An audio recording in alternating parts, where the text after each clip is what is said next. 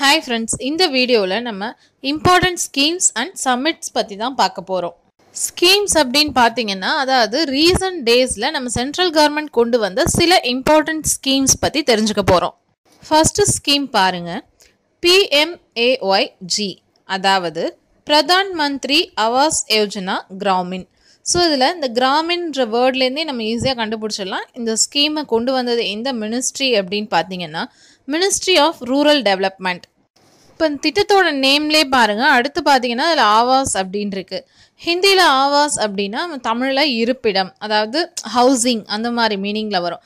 So இந்த திட்டத்தோட நோக்கம் என்ன அப்படின்னு பார்த்தீங்கன்னா 2022 நம்ம இந்தியாவில் இருக்கிற எல்லாருக்குமே வீடு இருக்கணும் அப்படின்றது தான். வீடே இல்லாமல் நம்ம நாட்டில் இருக்கிறவங்களுக்கும் அதுக்கப்புறம் இந்த பாழடைஞ்ச வீட்டில் இருக்கிறவங்களுக்கும், அதாவது ஒரு சரியான வீடு இல்லாமல் இருக்கிறவங்களுக்கு எல்லாம் நல்ல பேசிக் அம்யூனிட்டிஸோட ஒரு பக்கா வீடை கொடுக்கறது தான் இந்த திட்டத்தோட நோக்கமே. நெக்ஸ்ட் செகண்ட் பாருங்க, PMKVY அதாவது Pradhan Mantri Kaushal Vikas Yojana. Union ministry of skill development and entrepreneurship இந்த திட்டத்தை NSDC மூலமாக செயல்படுத்துது. அதாவது NSDCனா என்னன்னு பார்த்தீங்கன்னா நேஷனல் ஸ்கில் டெவலப்மெண்ட் கார்பரேஷன். அது மூலமாக நம்ம மினிஸ்ட்ரி இந்த திட்டத்தை செயல்படுத்துது. இந்த திட்டத்தோட நோக்கம் என்ன அப்படின்னு பார்த்தீங்கன்னா நம்ம நாட்டில் இருக்கிற யூத்தோட ஸ்கில்லை இம்ப்ரூவ் பண்ணுறதுக்காக ட்ரைனிங் கொடுக்கறது தான். அதுவும் இது முக்கியமாக யாரை பாயிண்ட் அவுட் பண்ணியிருக்காங்க, அதாவது யாரை எய்ம் பண்ணியிருக்காங்க அப்படின்னா 10th 12th drop out people இருக்காங்கல்ல, அவங்களெல்லாம் தான் எய்ம் பண்ணியிருக்காங்க.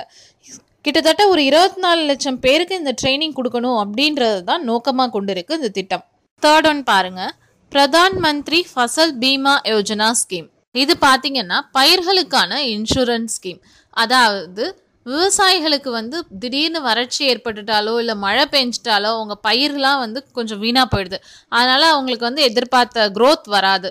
அந்த மாதிரி சமயத்தில் அவங்களுக்கு ஒரு அமௌண்ட் கொடுக்கறதுக்காக கொண்டு வரப்பட்ட இன்சூரன்ஸ் ஸ்கீம் தான் இது. ஸோ இதில் விவசாயிகள் ஃபஸ்ட்டு ப்ரீமியம் கட்டணும். ப்ரீமியம் எவ்வளோன்னு பார்த்தீங்கன்னா 2% அண்ட் 1.5%. எதுக்கெல்லாம் 2% அப்படின்னு பார்த்தா இந்த கரீஃப் கிராப்னு சொல்லுவாங்கல்ல, அதுக்கெல்லாம் 2%. அதாவது கரீஃப் கிராப் அப்படின்னா என்னன்னா மழை காலத்தில் அறுவடை செய்யக்கூடிய பயிர்கள் எல்லாம் கரீஃப் கிராப்பில் வரும். இப்போ எக்ஸாம்பிள் பார்த்தீங்கன்னா ரைஸு, மில்லட்டு, அதுக்கப்புறம் ground nut, cotton, sugar cane, turmeric, இது எல்லாமே கரீஃப் கிராப்ஸ். நெக்ஸ்ட் 1.5% ப்ரீமியம் எதுக்கு அப்படின்னு பார்த்தீங்கன்னா ரபி கிராப்ஸ்க்கு. ஆக்சுவலாக எதெல்லாம் ரபி கிராப்ஸ் அப்படின்னு பார்த்தீங்கன்னா வின்டரில் விதைச்சு ஸ்ப்ரிங்கில் அறுவடை செய்யக்கூடிய பயிர்கள்லாம் ரபி கிராப்ஸ். இப்போ எக்ஸாம்பிள் பார்த்தீங்கன்னா வீட்டு, ஓட்ஸ், அப்புறம் பார்லி, குமின், கொரியாண்டர், சீசேம், இதெல்லாம் ரபி கிராப்ஸ். நெக்ஸ்ட் ஃபோர்த் ஒன் பாருங்க, உதய் ஸ்கீம் அதாவது Ujjwal DISCOM assurance Yojana scheme. இதில் டிஸ்காம் அப்படின்னா என்னன்னு பார்த்தீங்கன்னா டிஸ்ட்ரிபியூஷன் கம்பெனிஸ், அதுவும் பர்டிகுலராக பவர் டிஸ்ட்ரிபியூஷன் கம்பெனிஸ். ஸோ இந்த திட்டத்தோட நோக்கம் என்ன அப்படின்னு பார்த்தீங்கன்னா இந்தியா ஃபுல்லாக ஒரு சமச்சீரான மின் பகிர்மானத்தை வழங்குறது தான் இந்த திட்டத்தோட நோக்கம். அது மட்டும் இல்லாமல் மின் உற்பத்தியில் இருக்கிற செலவை குறைக்கிறதும் இந்த திட்டத்தோட ஒரு எய்மாக இருக்குது.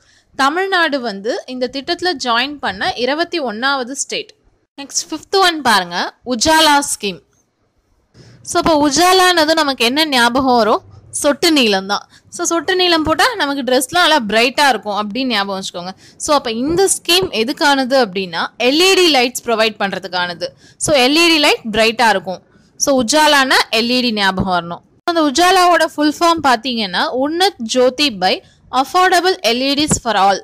ஸோ நம்ம நாட்டில் இருக்கிற லைட் எல்லாத்தையுமே LED லைட்ஸ் ஆக்கணும் அப்படின்றது தான் இந்த திட்டத்தோட நோக்கம்.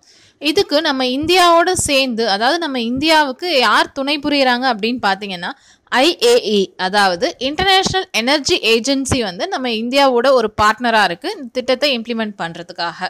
அப்படி நம்ம லைட்டெல்லாம் LED லைட்டாக மாற்றுறதால என்னென்ன அட்வான்டேஜஸ் அப்படின்னு பார்த்தீங்கன்னா ஃபர்ஸ்ட்டு மெயினாக பவர் சேவிங் தான். ஆமாம், ஃபஸ்ட்டு நம்ம கரண்ட் பில் கம்மியாகும். ஸோ எனர்ஜி கன்சம்ஷன் ரெடியூஸ் ஆகிறதோட மட்டும் இல்லாமல் இதன் மூலமாக நம்ம எனர்ஜியை சேவ் பண்ணலாம் அண்ட் நமக்கு எஃபிஷியன்ட் லைட்டிங்கும் கிடைக்கும். 6th ஒன் பாருங்கள், ஸ்டாண்ட் அப் இந்தியா ஸ்கீம். இந்த ஸ்கீம் யாருக்கானதுன்னு பார்த்தீங்கன்னா பர்டிகுலராக SC ST அண்ட் விமன் பீப்புளுக்கானது. எதுக்காக இந்த ஸ்கீம் அப்படின்னு பார்த்தீங்கன்னா விவசாயம் அல்லாத தொழில்களில் ஈடுபட்டிருக்கிற SC ST அண்ட் விமன் பீப்புளுக்கு கடன் கொடுக்கறதுக்காக தான் இந்த ஸ்கீம். ஸோ இந்த ஸ்கீமோட நோக்கம் என்ன அப்படின்னா இப்படி கடன் கொடுக்கறது மூலமாக அவங்களோட தொழிலை வளர்க்கணும்.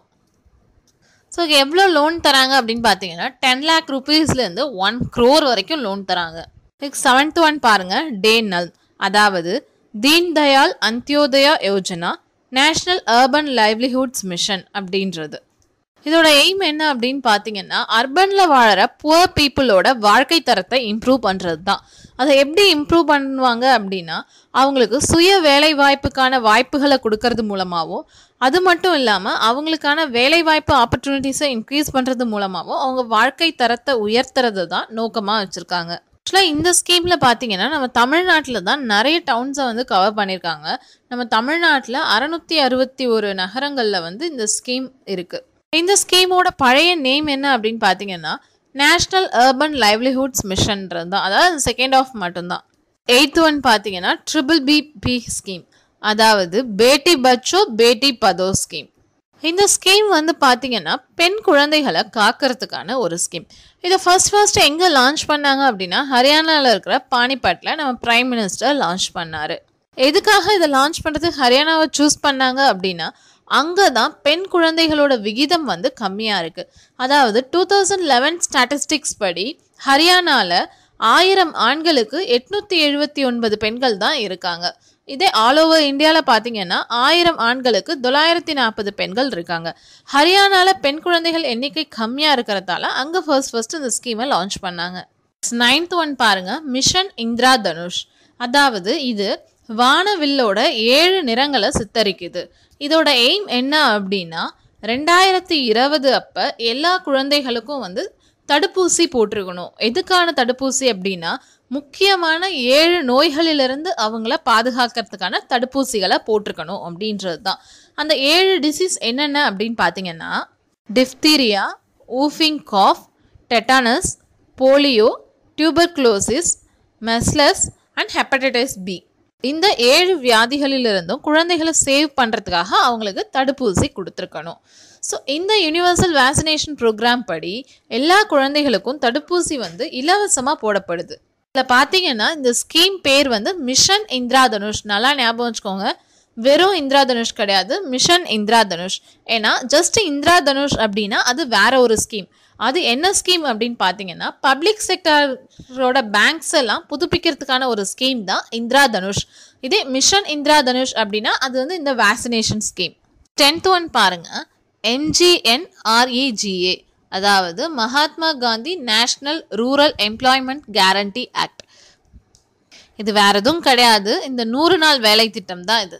இதோட ப்ரீவியஸ் நேம் பார்த்தீங்கன்னா national rural employment guarantee act 2005. திட்டத்தோட எய்ம் என்னன்னு பார்த்தீங்கன்னா கிராமத்தில் இருக்கிறவங்களுக்கு ஒரு ஃபினான்ஷியல் இயருக்கு அட்லீஸ்ட் 100 நாளாவது அவங்களுக்கு வேலை கொடுக்கணும் அப்படின்றது தான்.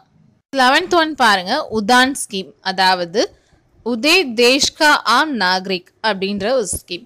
இதுக்கு என்ன மீனிங் அப்படின்னு பார்த்தீங்கன்னா சாதாரண மனிதனும் பறக்கலாம் அப்படின்றது தான் இதோட மீனிங். இதை ரெக்கமெண்ட் பண்ண கமிட்டி என்னன்னு பார்த்தீங்கன்னா RN சௌபே கமிட்டி தான் இந்த ஸ்கீமை வந்து ரெக்கமெண்ட் பண்ணியிருக்கு. ஒரு எய்ம் வந்து நமக்கு நல்லாவே தெரியுது. அதாவது சின்ன சின்ன டவுன்ஸ்குள்ள நம்ம சாதாரண பீப்புளுமே விமான சேவையை வந்து பயன்படுத்தணும் அப்படின்றது தான் இதோட எய்ம். இந்த திட்டத்தின் மூலமாக நம்ம தமிழ்நாட்டில் வந்து 3 நகரங்களில் ஏர்போர்ட் வர இருக்கு. அது எங்கெங்க அப்படின்னு பார்த்தீங்கன்னா ஒசூர், சேலம் அண்ட் நெய்வேலி. இந்த உதான் ஸ்கீம்லேயே UDAAN அப்படின்னு வந்ததுன்னா அது நம்ம இந்தியாவில் இருக்கிற இளைஞர்களுக்கு ஸ்கில் ப்ரொவைட் பண்ணுறதுக்கான ஸ்கீம். நெக்ஸ்ட் பாருங்க, பிரதான் மந்திரி சன்சத் ஆதர்ஷ் கிராம் யோஜனா. இந்த ஸ்கீம் படி நம்ம நாட்டில் இருக்கிற ஒவ்வொரு எம்பியும் வந்து ஒரு 3 வில்லேஜை எடுத்துப்பாங்க. அந்த வில்லேஜோட ஃபிசிக்கல் இன்ஃப்ராஸ்ட்ரக்சர் அண்ட் அவங்களோட வாழ்க்கை தரம் எல்லாத்தையும் வந்து 2019 அவங்க மேம்படுத்தணும். அதான் இந்த ஸ்கீமோட எய்மே. அதே மாதிரி 2024 அப்போ டோட்டலாக ஒவ்வொருத்தரும் 8 வில்லேஜஸ் இந்த மாதிரி இம்ப்ரூவ் பண்ணியிருக்கணும். நெக்ஸ்ட் நம்ம இப்போ ரீசெண்டாக நடந்த சில சமிட் பற்றி பார்க்கலாம், அதாவது உச்சி மாநாடுகள் பற்றி பார்க்கலாம். ஃபர்ஸ்ட் பாருங்க, சார்க் சமிட். சார்க்கோட ஃபுல் ஃபார்ம் என்ன? South Asian association for regional cooperation. இதுதான் சார்க்கோட ஃபுல் ஃபார்ம். ரீசெண்டாக 19th சார்க் சமிட் வந்து 2016 பாகிஸ்தானில் இருக்கிற இஸ்லாமாபாத்தில் நடந்தது. இந்த சார்க் சமிட் வந்து 2 years ஒன்ஸ் எப்பயும் நடக்கும். இந்த சார்க் வந்து எப்போ ஸ்டார்ட் ஆச்சு, அதாவது இந்த கூட்டமைப்பு எப்போ துவங்கப்பட்டது அப்படின்னு பார்த்தீங்கன்னா 1987ஆம் ஆண்டு ஜனவரி 16ஆம் நாள் ஸ்டார்ட் ஆச்சு. இதோட ஹெட் குவார்ட்டர்ஸ் நேபாளில் இருக்கிற காத்மண்டுல இருக்கு. சார்க் கூட்டமைப்பில் பார்த்தீங்கன்னா மொத்தம் 8 நாடுகள் இருக்கு. இதனுடைய தற்போதைய செக்ரட்டரி ஜெனரலாக யார் இருக்காருன்னு பார்த்தீங்கன்னா அர்ஜுன் பகதூர் தப்பா அவர்கள். நெக்ஸ்ட் பாருங்க பிரிக்ஸ் சமிட். இந்த பிரிக்ஸ் சமிட்டை நீங்கள் ஈஸியாகவே ஞாபகம் வச்சுக்கலாம். ஃபர்ஸ்ட் பிரிக்ஸில் என்னென்ன கண்ட்ரி இருக்குன்னு பாருங்க. அப்படியே இந்த என்ன சொல்றது, இது வந்து ஒரு அப்ரிவேஷன் அப்படின்னு தான் சொல்லணும். பாருங்க, B for Brazil, R for Russia, I for India, C for China, S for South Africa. So இந்த 5 கண்ட்ரியோட ஃபர்ஸ்ட் லெட்டர்ஸ்லாம் சேர்ந்தது தான் பிரிக்ஸ். இந்த பிரிக்ஸ் சமிட் வந்து வருஷம் இந்த கண்ட்ரீஸோட ஆர்டர்லே, அதாவது அந்தந்த இடத்துல தான் நடக்கும். இப்போ நீங்கள் அப்படியே அதை லைனாக வச்சு சொல்லிக்கலாம். இப்போ ஃபர்ஸ்ட் பிரிக்ஸ் சமிட் எங்கே நடந்ததுன்னு கேட்டால் பிரேசில் அப்படின்னு சொல்லிடலாம். அதே மாதிரி செகண்ட் கேட்டால் ரஷ்யா. அதே மாதிரி ஒரு சைக்கிள் முடிஞ்சு அடுத்து 6th பிரிக்ஸ் சமிட் வரும்போது மறுபடியும் பிரேசில்லேருந்து ஸ்டார்ட் ஆகும். ஸோ 6th பிரிக்ஸ் சமிட் வந்து 2014 பிரேசிலில் நடந்தது. அடுத்து 7th வந்து 2015 ரஷ்யாலையும், 8th வந்து 2016 இந்தியாலையும், 9th 2017 சைனாலையும் நடந்தது. இப்போ 10th பிரிக்ஸ் சமிட் எங்கே நடக்கும்? சவுத் ஆஃப்ரிக்காவில். நெக்ஸ்ட் பாருங்க G20. G20ன்றது 20 நாடுகளுடைய கூட்டமைப்பு. இது வந்து எப்போ துவங்கப்பட்டது அப்படின்னு பார்த்தீங்கன்னா ஆகஸ்ட் 20ஆம் தேதி 2003ஆம் வருடம் துவங்கப்பட்டது. இதோட ஹெட் குவார்ட்டர்ஸ் வந்து மெக்சிகோவில் இருக்கிற கேன்கன் ஏரியாவில் இருக்குது. ரீசெண்டாக 12வது G20 மாநாடு வந்து ஜெர்மனியில் ஹாம்பர்கில் நடந்தது. எப்போ அப்படின்னு பார்த்தீங்கன்னா ஜூலை 7ஆம் தேதியும் 8ஆம் தேதியும் நடந்திருக்கு. நெக்ஸ்ட் பாருங்க G8. ஆக்சுவலாக G8ன்றது 8 நாடுகள் சேர்ந்த கூட்டமைப்பு. ஆனால் ரீசெண்டாக வந்து ரஷ்யா சஸ்பெண்ட் ஆயிடுச்சு. அதனால தற்சமயத்துக்கு 7 நாடுகள் தான் இருக்குது. இந்த G8 கூட்டமைப்பு வந்து 1975ஆம் ஆண்டு தொடங்கப்பட்டது. இப்போ பார்த்தீங்கன்னா 43rd G8 சமிட் வந்து 2017 இட்டாலியில் நடந்திருக்கு. 44th G8 சமிட் 2018 கனடாவில் நடக்க இருக்கு. பார்த்தீங்கன்னா ஏசியன் சமிட், அதாவது Association of South East Asian நேஷனோட சமிட். ஏசியன் கூட்டமைப்பில் மொத்தம் 10 நாடுகள் இருக்கு. இது ஆகஸ்ட் 8ஆம் தேதி 1967ஆம் வருஷம் தொடங்கப்பட்டது. இதனுடைய ஹெட் குவார்ட்டர்ஸ் வந்து இந்தோனேஷியாவில் இருக்கிற ஜகார்த்தாவில் இருக்கு. ரீசெண்டாக நடந்த ஏசியன் சமிட்ஸ் அப்படின்னு பார்த்தீங்கன்னா 29வது ஏசியன் சமிட் வந்து 2016ஆவது வருஷம் லாவோஸில் இருக்கிற வியட்நாமில் நடந்தது. அதே 30வது ஏசியன் சமிட் இப்போ 2017ஆவது வருஷம் பிலிப்பைன்ஸில் இருக்கிற மெட்ரோ மணிலாவில் நடந்திருக்கு. நெக்ஸ்ட் பாருங்க அபெக் சமிட், அதாவது APEC, Asia Pacific economic corporation summit. இது வந்து பார்த்தீங்கன்னா இதில் மொத்தம் 21 நாடுகள் உறுப்பினர்களாக இருக்குது. இதோட ஹெட் குவார்ட்டர்ஸ் சிங்கப்பூரில் இருக்குது. ரீசெண்டாக 2016ஆவது வருஷம் பெருவில் இருக்கிற லிமாவில் அந்த சமிட் நடந்திருக்கு. அடுத்து 2017ஆம் வருஷத்துக்கான சமிட் வந்து வியட்நாமில் நடக்க இருக்கு. 2011ஆம் ஆண்டுலேருந்து இந்தியா வந்து இந்த அபெக் சமிட்டோட ஒன் ஆஃப் த அப்சர்வராக இருக்குது. Thank you for watching this video. To support us, please subscribe our channel.